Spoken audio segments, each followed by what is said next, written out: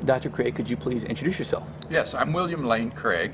I'm a research professor at Talbot School of Theology, and I'm a Christian philosopher and theologian. It's the experience of many Christian students who attend university that they find their faith troubled and they begin to have doubts. Sure. What advice would you give to someone who is experiencing serious doubts?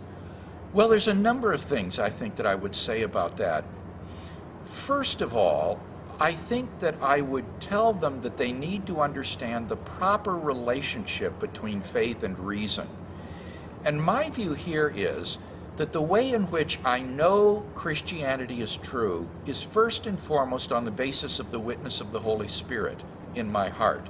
And that this gives me a self-authenticating means of knowing that Christianity is true wholly apart from the evidence. And therefore, if in some historically contingent circumstances the evidence that I have available to me should turn against Christianity, I don't think that that controverts the witness of the Holy Spirit. In such a situation, I should regard that as simply a result of the contingent circumstances that I'm in, and that if I were to pursue this with due diligence and with time, I would discover that in fact the evidence, if I could get the correct picture, would support exactly what the witness of the Holy Spirit tells me. So I think that's very important to get the relationship between faith and reason right. Otherwise, what that means is that our faith is dependent upon the shifting sands of evidence and argument which change from person to person, place to place, and generation to generation. Whereas the Holy Spirit and His testimony gives every generation and every person immediate access to a knowledge of God and the truth of Christianity that's independent of the shifting sands of time and place and person and historical contingency. The second thing I think I would say follows from that. What this means is that doubt is never simply an intellectual problem. There is always a spiritual dimension to doubt as well. There is an enemy of your souls, Satan, who hates you intensely and who is bent on your destruction and who will do everything in his power to see that your faith is destroyed. And therefore, when we have these intellectual doubts and problems, we should never look at them as something that is spiritually neutral or divorce them from the spiritual conflict that we're involved in. Rather, we need to take these doubts to God in prayer, to admit them honestly, to talk to our Christian friends about them, to not stuff them or hide them. We need to deal with them openly and honestly and talk to people about them and seek God's help in dealing with them. I think, frankly, no human being in this lifetime will ever have all of his questions answered.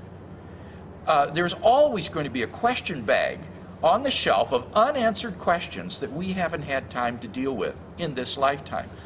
So that the key to victory in the Christian life is not having all your questions answered. The key to victory is learning how to live with unanswered questions. That's the real key. How do you allow unanswered questions not to become destructive doubts? And I think part of the secret of that will be by cultivating your spiritual life, engaging in spiritual disciplines like prayer, meaningful worship, Christian music, sharing your faith with other people, being involved in Christian service, so that you will foster the witness of the Holy Spirit in your life, be filled with the Holy Spirit, so that when you come into the circumstances of doubt and the shifting sands of evidence and so forth, you aren't thrown into shipwreck because of that. Finally, I would encourage you, whenever you get the opportunity, to take one of those questions out of the question bag and pursue it into the ground until you come to intellectual satisfaction with it. And I can say from my own personal experience that this is one of the most spiritually exhilarating and healthy things that you can do in your Christian life, is to take some issue that has been a nagging doubt and make it the subject of a research project. Do a paper in your philosophy class on it or something like that, and pursue it into the ground until you are intellectually satisfied with it. And it will free you from that ever being a source of doubt again, into your life. And that is a wonderful experience. I've done that with a number of questions that I have had, and it leaves you with the conviction that Christianity does indeed stand intellectually, head and shoulders above every ism or philosophy that it might compete with. But of course, as I say, we'll never empty the question bag completely. And so while this is a healthy exercise, the more fundamental task that we need to do is to how to learn to live with unanswered questions without allowing them to become destructive doubts. Dr. Craig, thank you for your time. You're welcome.